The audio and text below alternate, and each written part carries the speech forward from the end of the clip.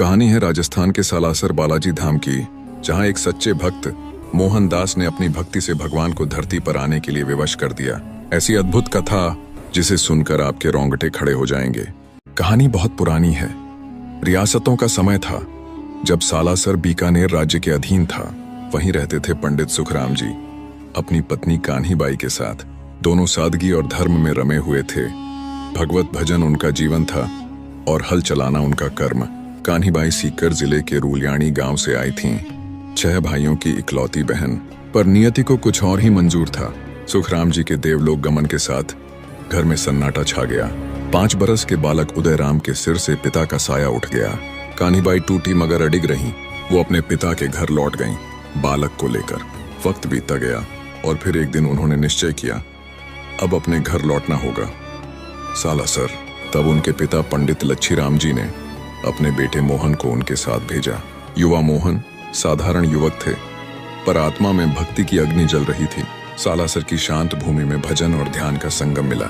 मोहन धीरे धीरे संसार से विरक्त होने लगे। वो खेत में काम करते हुए भी मन ही मन श्री हनुमान का नाम जपते रहते। एक दिन खेत में कुछ विचित्र हुआ। उनके हाथ से गंडा सी बार बार दूर जा गिरती थी। इस घटना के बाद सबको लगा मोहनदास के भीतर कोई अलौकिक परिवर्तन हो रहा है। कान्ही बाई को भय हुआ कि मोहन संन्यास न ले लें। उन्होंने तुरंत उनका विवाह तय कर दिया, पर नियति ने फिर संकेत दिया। मोहन ने कहा कि लड़की अब इस लोक में नहीं है। सबको यह अपशकुन लगा, पर नाई लौटकर बोला, सच कहा था, लड़की की अर्थी उठ चुकी थी। उस दिन सबने जाना मोहन अब साधारण नहीं रहे, वो वचन सिद्ध हो चुके थे।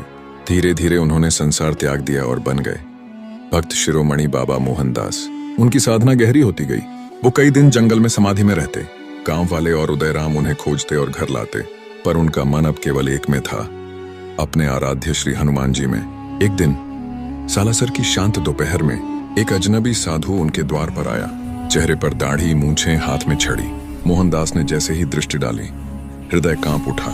वो साधु कोई और नहीं, स्वयं श्री हनुमान जी महाराज थे। जंगल में उनके बीच दिव्य संवाद हुआ। हनुमान जी ने प्रसन्न होकर कहा कि वो तभी उनके साथ घर चलेंगे जब उन्हें खांडयुक्त खीर का भोग लगाया जाएगा और अछूती शैया पर विश्राम करवाया जाएगा। मोहनदास ने बिना झिझक ये स्वीकार किया और उसी दिन भक्त और भगवान का मिलन हुआ। हनुमान जी ने वरदान दिया, मैं सालासर में तेरे पास मूर्ति रूप में रहूंगा। कुछ समय बाद असोटा गांव में एक जाट किसान खेत जोत रहा था। अचानक उसका हल एक पत्थर से टकराया। जब उसने पत्थर से मिट्टी हटाई तो उसमें श्री राम और लक्ष्मण के कंधों वाली बालाजी की छवि उभर आई। किसान की पत्नी ने साड़ी से मूर्ति को साफ किया और दोनों ने श्रद्धापूर्वक प्रणाम किया। किसान ने बाजरे के चूर्ण का पहला भोग अर्पित किया।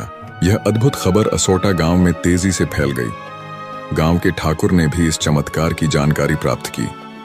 उसी रात उन्हें स्वप्न में भगवान बालाजी के दर्शन हुए और आदेश मिला कि इस पावन मूर्ति को सालासर भेज दिया जाए। उधर सालासर के परम भक्त मोहनदास जी महाराज को भी उसी रात स्वप्न में भगवान के दर्शन हुए। भगवान ने उन्हें असोटा में प्रकट हुई इस विशेष मूर्ति के बारे में बताया। मोहनदास जी ने तुरंत असोटा के ठाकुर को संदेश भेजा। ठाकुर यह सुनकर आश्चर्यचकित रह गए कि बिना किसी सूचना के मोहनदास जी को सब ज्ञात कैसे हो गया। स्पष्ट था यह भगवान की अपार कृपा का परिणाम था। भगवान की आज्ञा को समझकर मोहनदास जी अपने आराध्य की अगवानी हेतु सालासर से रवाना हो गए। मूर्ति को अत्यंत सम्मान के साथ ले जाया गया। मार्ग में मोहनदास जी ने निर्देश दिया कि जहां बैल स्वयं रुक जाएंगे वहीं मूर्ति की स्थापना होगी। कुछ दूरी बाद बैल एक रेत के ऊंचे टीले पर रुक गए। वहीं उस पवित्र भूमि पर बालाजी की मूर्ति स्थापित की गई और यह स्थान सालासर धाम के नाम से प्रसिद्ध हो गया। सालासर धाम के पवित्र मंदिर परिसर में एक अखंड ज्योति प्रज्वलित की गई, जो अनादिकाल से निरंतर जलकर अपनी दिव्य आभा बिखेर रही है।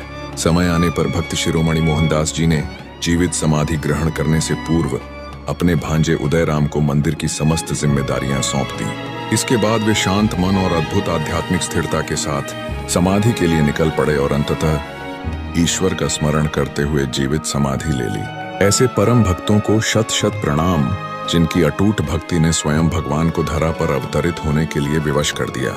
सालासर बालाजी मंदिर में 2 प्रमुख उत्सव अत्यंत उत्साह, उमंग और अटूट श्रद्धा के साथ मनाए जाते हैं। इन शुभ अवसरों पर देश विदेश से हजारों भक्त दर्शन हेतु उपस्थित होते हैं और ऐसा विश्वास है कि यहाँ आने वाला हर श्रद्धालु अपनी मनोकामना पूर्ण करके ही लौटता है।